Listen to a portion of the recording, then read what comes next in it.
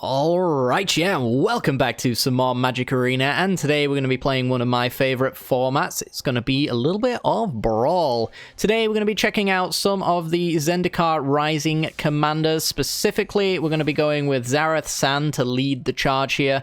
Zareth San the Trickster, being a 5-mana 4/4 legendary creature. The bit that's really important with Zareth San is that it has flash, and whenever Zareth San deals combat damage to a player, you may put target permanent from that player's graveyard onto the battlefield under your control. The actual 4-mana activation there is not going to be very relevant at all, since it requires the card to be in your hand, and it's either going to be on the battlefield, in the graveyard, or the command zone. So it's never really going to be in your hand, and we also don't have rogues outside of one Brazen Borrower to actually activate it. So try to ignore the 4-mana activation there. We're not going to be going with it. Oh, we also do have a Nighthawk Scavenger as well, but that's beside the point. What we're essentially going to be doing is we're going to be playing blue-black control with a reanimation theme, I guess. And specifically, reanimation from our opponent's graveyard. We are not going to concern ourselves with our board state whatsoever. We're just going to control our opponents, care entirely what they are doing and nothing else. So, you may notice in the deck that we basically have no win cons. We do have the Nighthawk Scavenger, and we have a Brazen Borrower, and we have a Shark Typhoon. All of those can produce bodies on board to finish off the game, but that's not going to be our primary concern. Our primary concern is going to be winning with whatever our opponent has in their deck. So they're going to be firing off these big haymaker win cons, and we're just going to counter them and reanimate them with Zareth San. That's our game plan. And we will bide our time until we get there, because we don't really have to do anything for the longest time, except for say to our opponent, no. That's all we have to do. So this is typical blue-black control that you might expect. It's full of counter magic, and it's full of removal spells. So we either counter it before it hits the battlefield, or we let it hit the battlefield and then kill it as soon as it becomes relevant to do that. So we've got a few new cards from Zendikar Rising that allow us to do that. One of those is going to be Bloodchief's Thirst, a 1-mana sorcery to destroy target creature or planeswalker with converted mana cost 2 or less. If it was kicked, instead destroy target creature or planeswalker. Essentially, it's going to be a early game removal spell, or you can go for 4 mana and make it a anytime removal spell, which is pretty solid, and it gets rid of the important pieces of the deck.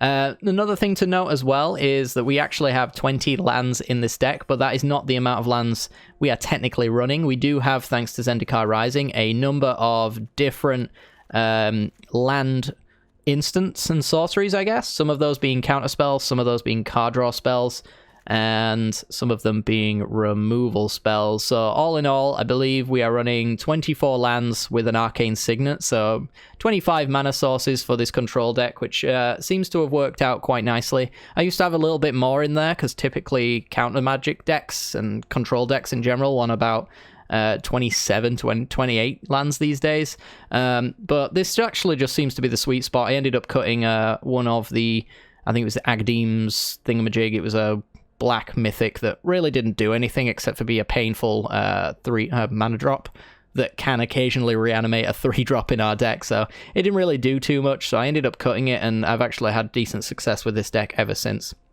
So yeah, we're essentially just going to be killing our opponent's stuff. There's not too much to talk about when it comes to that kind of thing. There's not a great deal has changed about this one. We've just got different removal spells, and we need to answer different things as far as rotation is concerned. But we do have a few new counter spells, things like Anti-Cognition, 2-mana instant, counter a creature or planeswalker unless its controller pays 2, and if they've got 8 or more cards in their library, it is a hard counter that also lets us scry. So hopefully we'll have filled up the graveyard by the time this pops up. Otherwise, it's actually just a decent early game counter spell. Can be useful throughout the game as well. If Quench is useful, then this card is a strict upgrade to that, essentially, except for I think Quench actually allows you to do any card, but creature or planeswalkers are really the only relevant ones for the most part. We do have bounce spells into when it comes to Into the Royal, which is a new card as well. I guess new card, it's a reprint. 2-mana instant to return a non-land permanent to its owner's hand, and then if you paid the kicker on this one, you draw a card. You want to pay attention to the amount of card advantage you get. This one can occasionally run out of fuel, so you've got to use all of your spells very carefully. Make sure to kill things that are worth killing, so don't use your 4-mana removal spell like Hagra Mauling on a 1-drop, for example, you want to make sure that everything you're using it on is going to be worthwhile, because eventually what you will do is you will start hitting with Zareth-san and you'll start gaining that advantage back, but until you get to that point, you really need to use your resources wisely and make every possible attempt to make your opponent run out of those resources and slow them down while you're at it as well. So we do have those tempo plays. In addition to Into the Royal, we also have like Brazen Borrowers to bounce. We've got Wavebreak Hippocamp in here as one of the few creatures in the deck. It's a 3-mana 2/2 that says whenever you cast your first spell during each opponent's turn, you draw a card, which this deck is almost exclusively instant and flash based, so you will be essentially cantripping off of all of your spells if you can get this Hippocamp down, so that's a great way to stay ahead of your opponent in card advantage.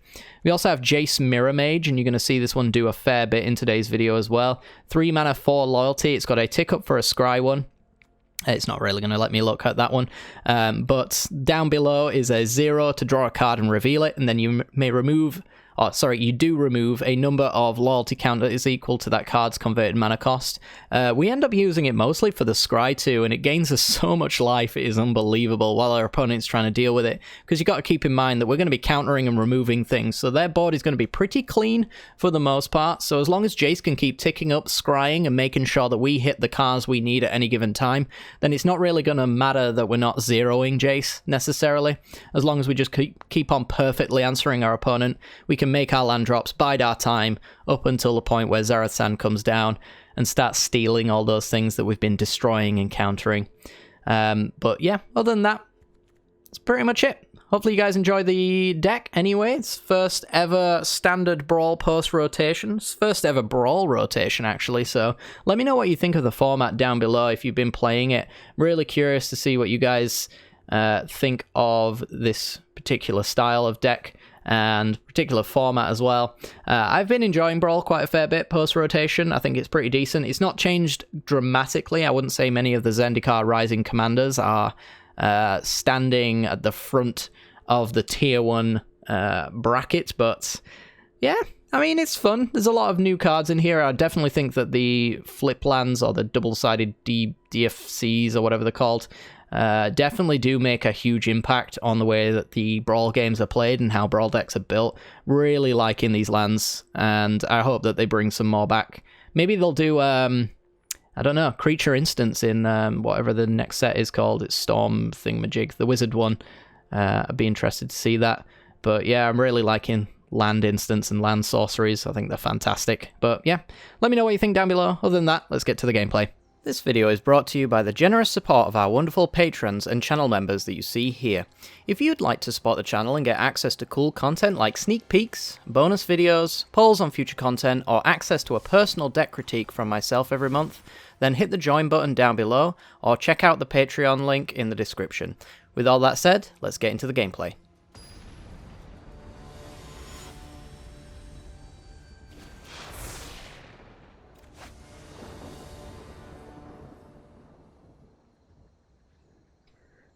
Okay then, let's have a look-see. We got a pretty reasonable hand, actually. It needs a third land, but we got early game removal, mid game removal, late game removal, card draw, a threat.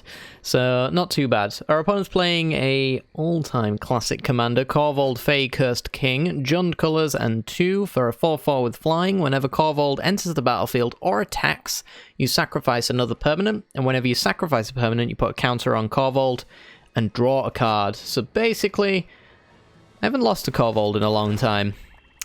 Mostly because, you know, it's pretty fragile to removal-based decks, and that seems to be what I'm playing whenever it pops up. Alright, so they've got cat combo going. It's going to be annoying, but not worth killing at the moment. As long as they don't have the oven, we're not going to be too upset. So we can take a little bit of a hit here. And potentially eliminate a 2-drop. See what you got. Probably do want to kill most mana dorks that pop up here if they do. Ugh. Not worth killing. Land. Alright.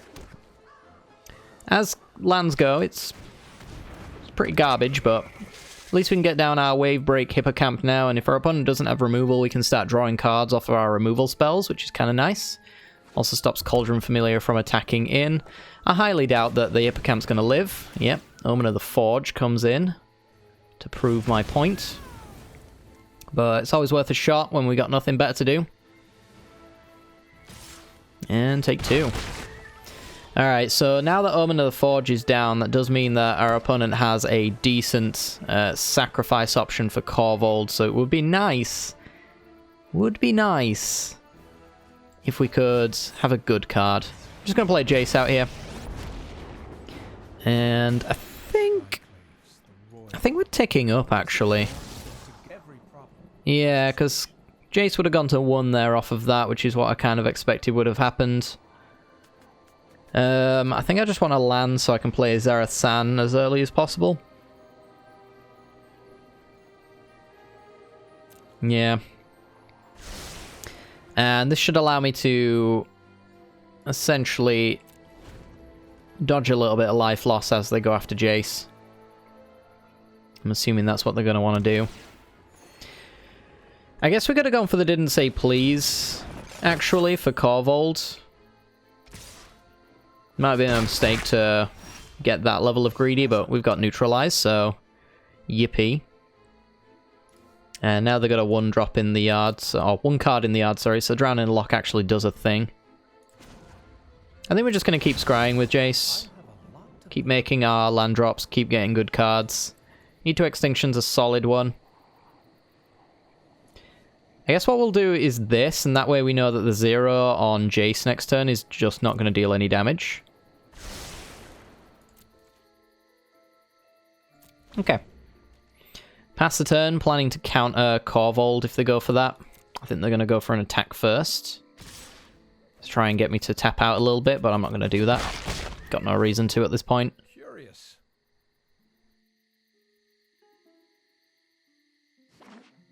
And there's the land, so this is where they take the chance. They're going to go for Fiend Artisan.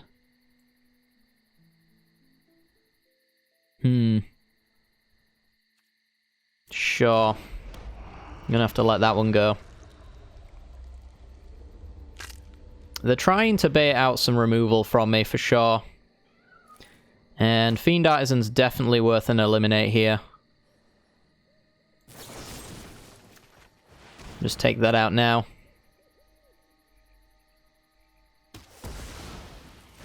That puts 2 cards in the yard and gives me at least a little bit of a better Drown in the Lock. Which currently is a pretty garbage Drown in the Lock.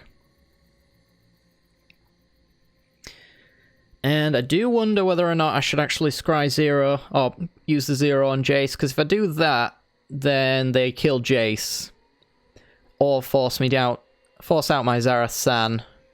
And if they force out my Zareth San, that means they get to play their Corvold. I don't really want that necessarily, so let's just scry.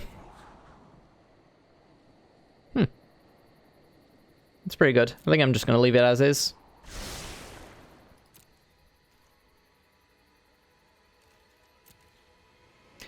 And there we go.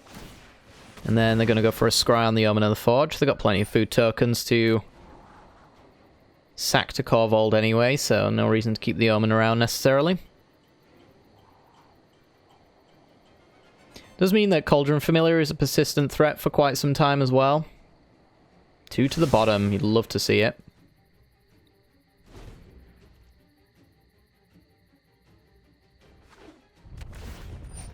Tap land.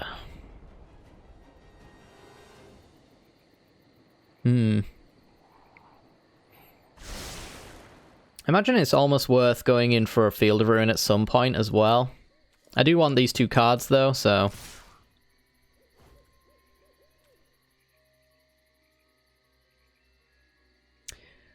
Yep, gotta take that. Clocked my illusion. My illusion. Okay. So they're passing. I can do a number of things, like hit Serrated Scorpion with a Drown in the Lock, for example. Which means that my tick up on Jace can continue.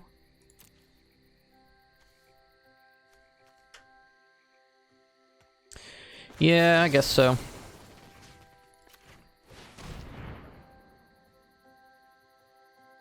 I would have probably done this during combat if I'd have had that Essence Scatter in hand. I think for obvious reasons. Taking 2 there is not the worst, though. Okay, and then Scry again. Where's the next puzzle? Brazen Borrower. I feel like we can do better than Brazen Borrower, to be honest. Yeah, we could probably do better than Brazen Borrower. Let's just pass the turn. We're going to be doing this for quite some time. Jace Mirror Mage on an empty board. Doing quite a fair bit of work. I do say so myself. Okay, so Jace stays at 1. He's gained us so much life. Ooh, they're going for face. They realise that he's basically gaining life. And they decided against it. What they're hoping to do here is eventually force my hand so that they can get down their Corvold. Whenever you sack a permanent, it gets +2/+0 until the end of the turn. I can eat to extinction that. Or if they tap out, I might go for a Zareth Sand, maybe.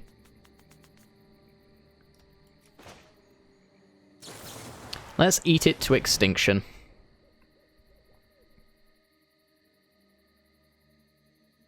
Maybe they got a village rights here. I guess they can also use some sacks on the Slaughter Priest here. If they want to do some Cauldron Familiar sacking and reanimating. It's up to them, I suppose.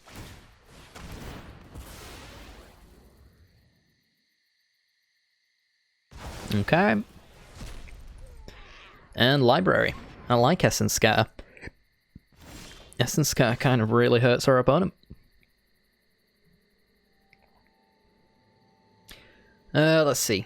I think we're just going for a Scry again. I think until Jace is around 4, I don't really want to be, Hello.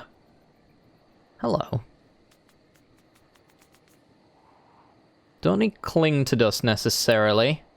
It would be hard to cling the Cauldron Familiar. And it's not that big of a deal at this point.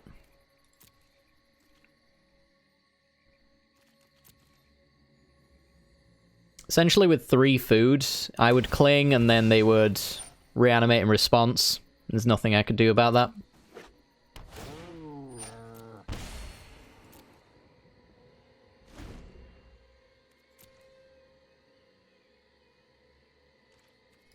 Okay. Kitty gonna do what? Come at Jace. That's fine. I wish I was invulnerable.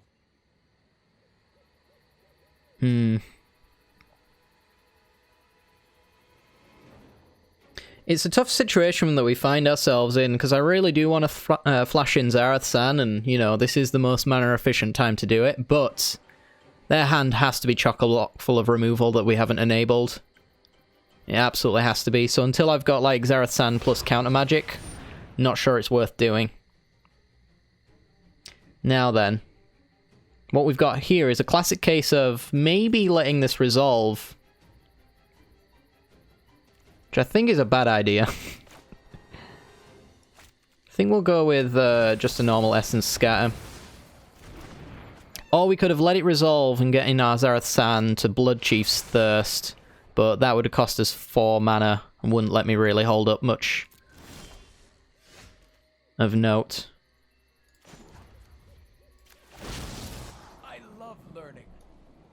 -4. I mean, Grasp of Darkness isn't the worst removal spell in the world. We also can't really cast it, though, so I think I'm going to bottom it. Keep passing. Opponent's going to hate me.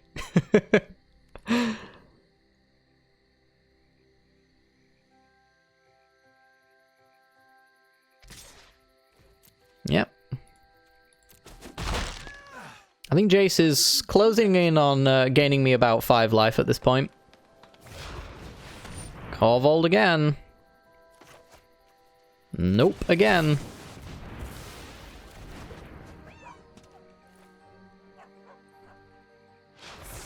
And back to the command zone. Into the Royals are very good cards. Scry. And we do want the land drop and creature removal. Perfectly fine, to be honest, so... take all of that. Pass the turn.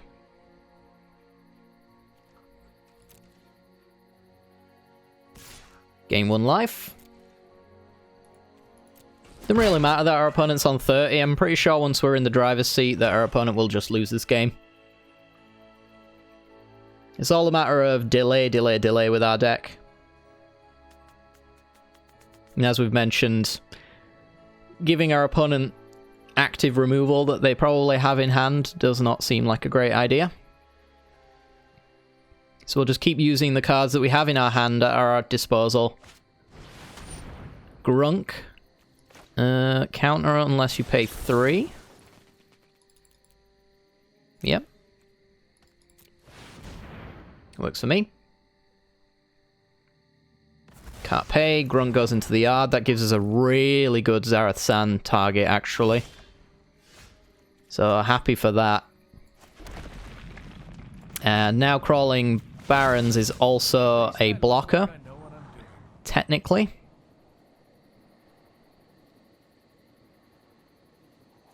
So I think because we got Blood Chief's Thirst and Into the Royal, I'm just going to put the land on top.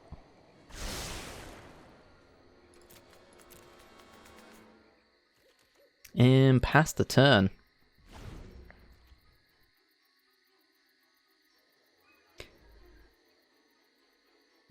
So we can bounce a non-land permanent and draw cards. I'll let Savvy Hunter go. We can royal it.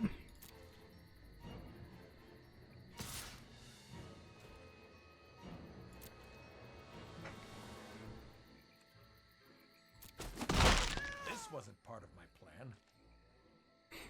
That being said, I could Zareth San, get removal out of their hand, bounce in response to the removal on the into the Royal.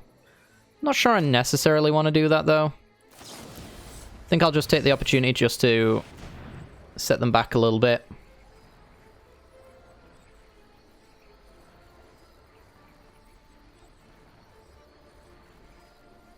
So they can sack some food here to draw a card if they want. It's one of the downsides of allowing this to resolve, but not as if we could have done much about it. Erebos' Intervention. Sweet. Scry. Solving mysteries is my specialty. Now that's a good card. We'll do it like that.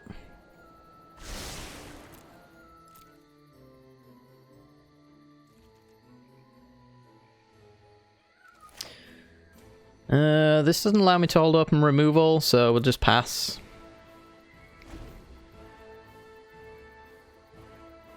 It's 9 for Corvold, so if they've got a land.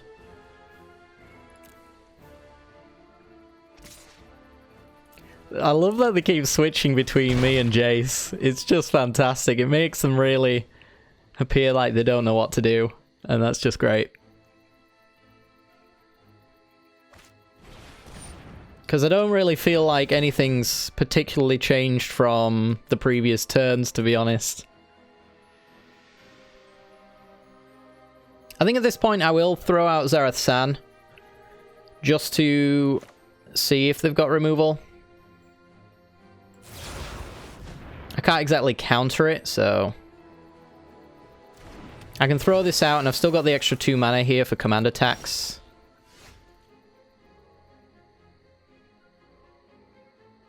Okay, so I'm gonna see if I can get in for some damage. If I get in for damage, I get their Grunk. And they probably lose.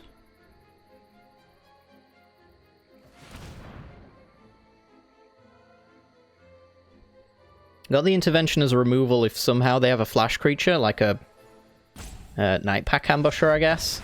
Oh, and that's all it takes.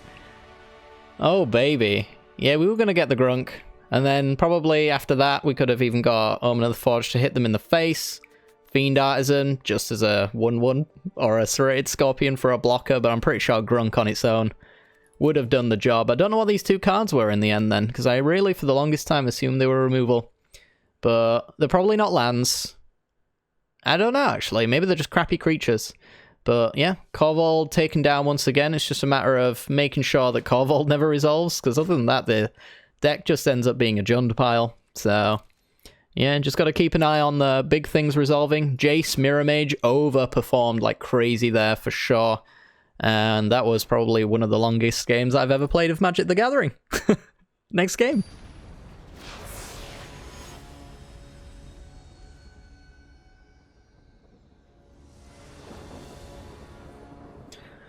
Alright, we're in.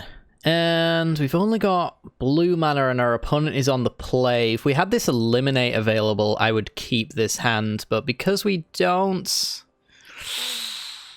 Ooh, yeah, I've gotta mull that one.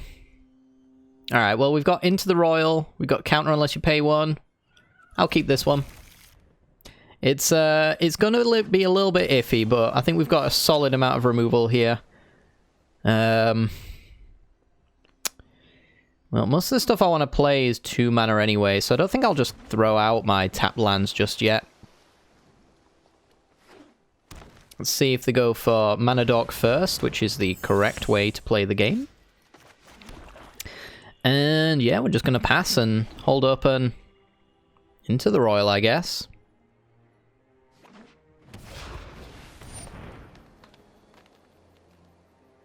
Yeah, so we'll just... How do we want to do this? How do we want to do this? I guess they've only got like 3 mana, so I'll just let that resolve. Give them their 3 mana. I could even get the counter unless you pay 1 here. Alright, now they're in combat. So I'll just, like, bounce their stuff. Boop. Get bounced. And then they've got 1 mana to play with. Oh, wow, they've got a counter unless you pay 1. My god, I've been had. Okay. So, I could go with the Farrakhan's Libation. It's probably not the worst thing in the world to do. Let's make them sack a creature. Either get rid of mana or the mana accelerant. Either way, we get rid of something that generates mana. I'm gonna go with the Pixie. That's totally fair. I'm hoping that this extinction event lines up for us. Kinnan into 3 mana available.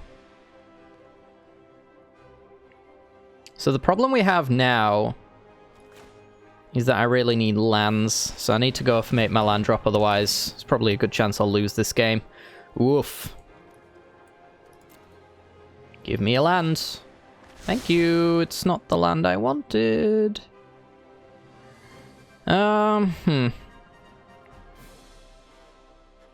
We may very well lose now. I think that might all be all it takes, to be honest. We've got 6 mana this turn if they've got land drop. Thunderous Snapper. Alright, so now I can do the extinction event on evens, because I've got a 2 and a 4 here. Solid. That's what I was looking for this entire time. Thank you, opponent. And yeah, we'll just make our land drop and pass, I suppose. It'll take them their entire turn to play Kinnan, which we can then eat to extinction.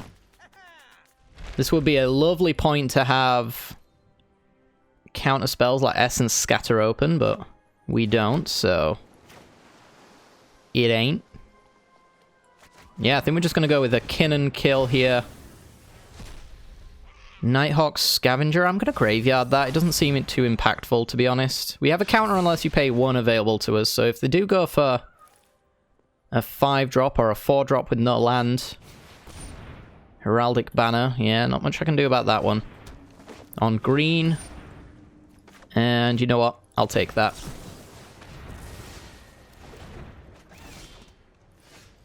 Ooh, Cognition. 8 or more cards. So it's a count unless you pay 2 at the moment. Which is not too bad. There's a land. Tap out for Kinnan here would be less than ideal for them, for sure. And they're just going to pass. I think I'm going for the Zareth San here. I can hold up in the count unless you can pay 2. And this means I can start eating away at all of their permanents in the yard. So give me your mana dorks. I will take your Marrowleaf Pixie. And yeah, we'll just pass the turn.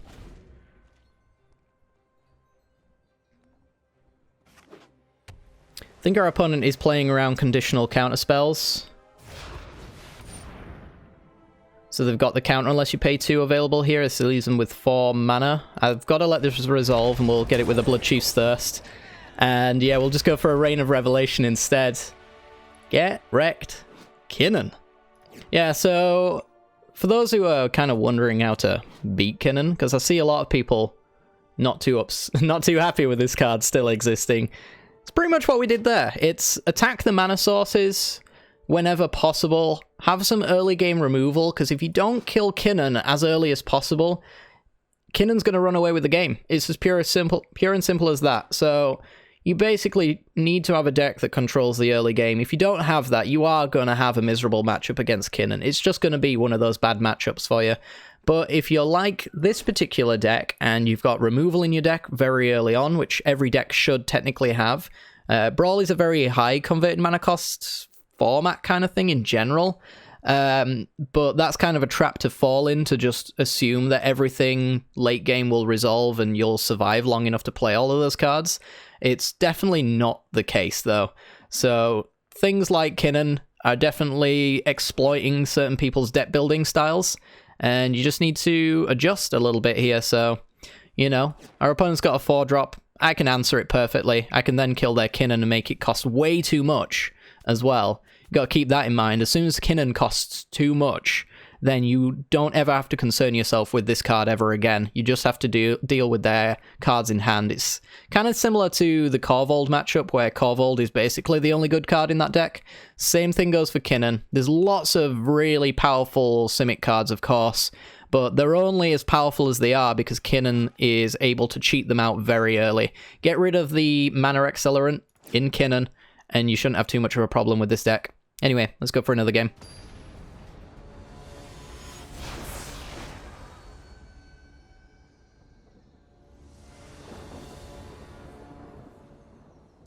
Okay, we're in, and we've got ourselves a 3-lander, and I think we're going to keep this one. It's got counters, it's got removal, and it should be decent enough against our opponent's commander. That being said, our opponent's commander is basically just 2 land drops on a stick, so probably want to be countering it rather than removing it, which, I mean, this card does exist. I'm going to keep this one anyway.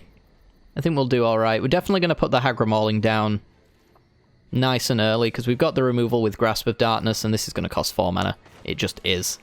Against mono green, they're just going to drop a forest, and then it's a 4-drop. So this way we actually get to go with the island, and then we can hold up in the Dwari Disruption. The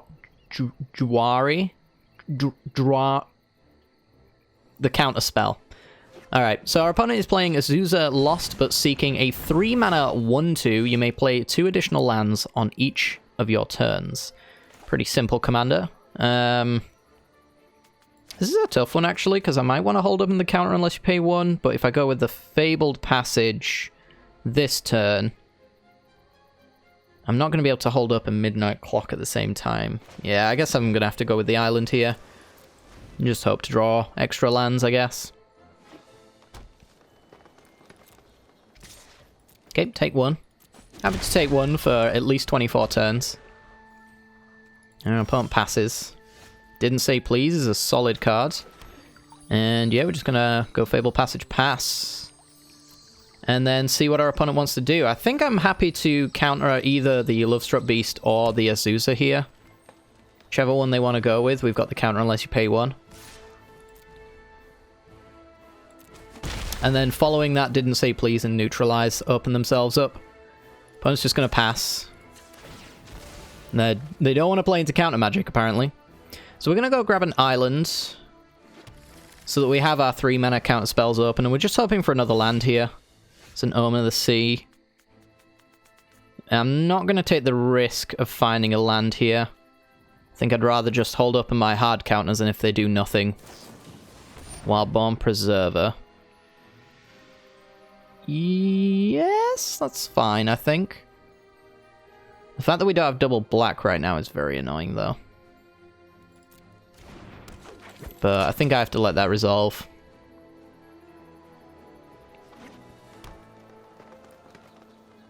Alright, so this might force us into using the Jwari Disruption.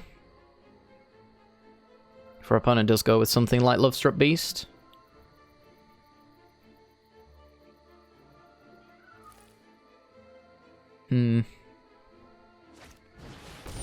Grunk. There you go. Nice. Get censored. Land. Okay. Now we've got a problem. Now we're getting what the kids call mana screwed. Elysian Caryatids. They could still play a land and then drop down Lovestruck Beast, but without the 1/1 it doesn't matter. I think I'm just going to go with the Erebos's intervention on Wildborn Preserver. At this point.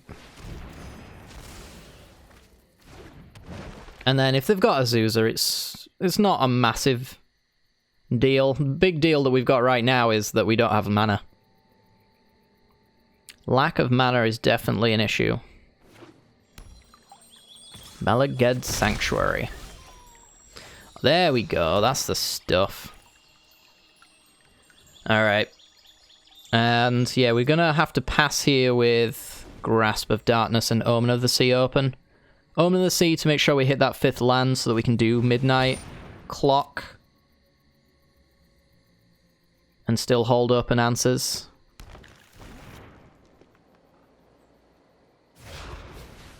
And there's Azusa. Which I feel like I'm fine with. They're just going to make probably 1 land drop here. And I think it's more important for us to progress our board. So they can make that land drop, and that's all. Which is great. We're going to go with Omen of the Sea. That is a land. And Jace, probably not necessarily what we're looking for. We would have to pay 3 for the Seagate Restoration, but I don't know if we can really afford to not take the land. Just guess that we hope to draw something better down the line, I guess. Yeah, we'll take all of this. Into the Royal.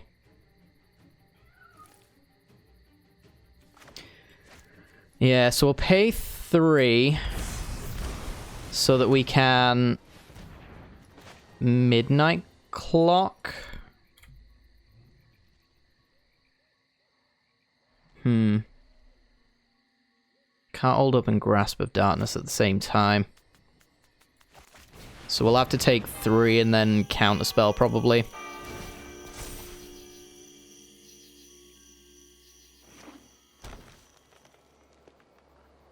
Got 8 mana.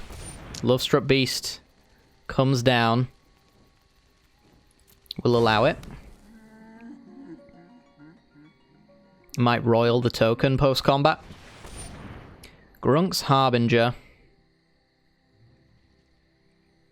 Hexproof from black.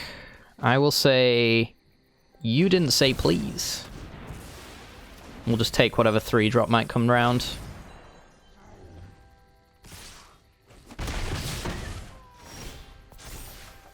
Land drop's great.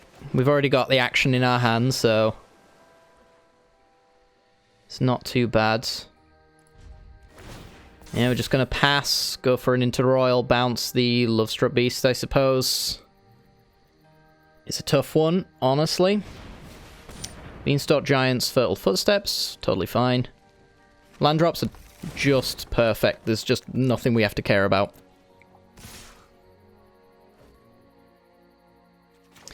So I can pay the 4, I think, here, right? 1, 2, kicker. And then I can hold up and counter magic for it on the way back. Yeah. Ooh, Essence Scatter. Very nice. Much rather use that since this deck almost guarantees to have Ugin the Spirit Dragon in it. Then again, it is mana efficient to just neutralize here. They get themselves a 5-drop to follow up with, though. Now, I'll take the 1/1 here. Yeah. I don't think I can take the chance that there's a 5-drop that's being baited there. Another land. I think he's okay. Yeah, it means we can flash in Zareth San with Neutralize open. It's probably going to have to be used on the Beanstalk Giant, probably, though. Or not. Be used on that.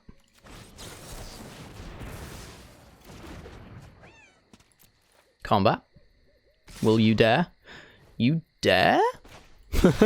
Okay. If you dare. We'll get rid of Elysian Caryatid at this point. Azusa is just a 1/2. And now I get to start reanimating all their stuff. So Zareth San gets in. I will take probably your Vivian. Seems like the best creature here, or the best permanent at the moment. Since I can start producing Vigilant tokens. And could hardcast this, couldn't I? Huh. Might be worth doing. Opponent's had enough, though. Alright. Fair enough. Yeah, this deck's sweet. I love this deck. I'm sure my opponents absolutely hate it. Not gonna lie, it makes for some very long games. Because there's so little room for error with this list. Or at least as far as I'm aware, there's so little room for error. I feel like every single decision matters. We went down to 8, making no plays against our opponent's board. That's kind of something, I guess, not all players would be willing to do. But for this deck, it's all about just getting in that Zareth San. At the point when Zareth San comes down, it's probably likely that you've countered a big permanent like Vivian Monster's Advocate. And then at that point, it's all about using whatever permanents you gain to swing the game back in your favor while continuing to try and hit with Zareth San. It's not a requirement. As long as I've got, like, Vivian here, it's not really too much of a problem. And, you know, we've got our Shark Typhoon ready to go as well to be our alternative win con if we want to do it that way. And yeah, just try to keep controlling the board with Reign of Revelations, card advantage, and removal. And yeah, knowing what your opponent's threats are is a pretty big thing. Like, Azusa is not a threat. It is absolutely not a threat. We knew it was going to be just one land drop and that's it for the rest of the game. I've tried with Azusa so many times, but Azusa is just a 3-mana extra land drop. At that point, you might as well be using something like Vivian.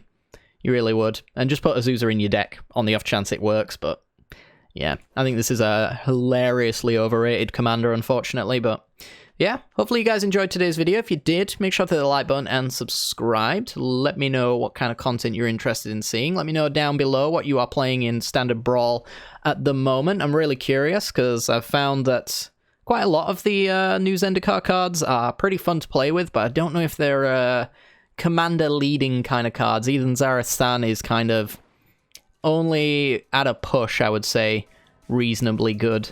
I wouldn't say it's like top tier or anything like that, but it's a hell of a lot of fun if you're into the control style of gameplay anyway. But yeah, thank you very much for watching, guys. Hope you've enjoyed, and I'll see you all next time. Bye-bye.